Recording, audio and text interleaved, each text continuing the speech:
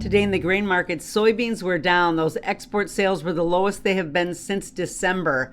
With yesterday's new high, it really brought in a lot of sellers and really pushed the market lower yesterday and then again today. There's some concern that is this the sell-off that we've been looking for, and it possibly could be.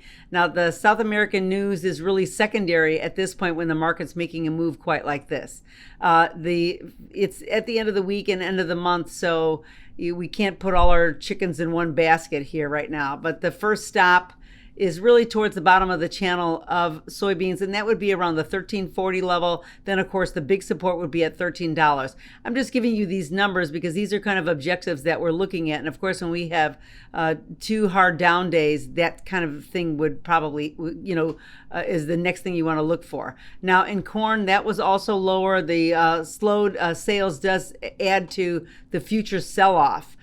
We got those reports that corn and wheat had lower export sales. That put some pressure on the market.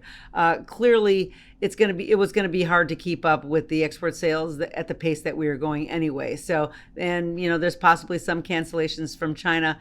That's again another secondary issue right now. But mostly, it's a lot of profit taking end of the week, end of the month. The first objective for corn is going to be $5.25, and then $5 was going to be the big support level. Now with wheat, it also did fall a lot harder than all of the other ones, but it does seem to move a little bit more quickly at times. Globally, the supplies did have somewhat of an uptick that was announced, and of course, then that puts a little extra pressure on that market. The support is around the 640 mark, but there's very strong support really at the 630. That would be the number that if we get below that, that would mean that there's going to be a major correction coming forward. It's still early to tell. It's Friday. It will kind of depend if all the grains are able to find their footing or find some buying come next week. So we'll watch that closely. Overall, the stock market was down 1,200 points in 2 days. That also adds to the pressure, and clearly it's to end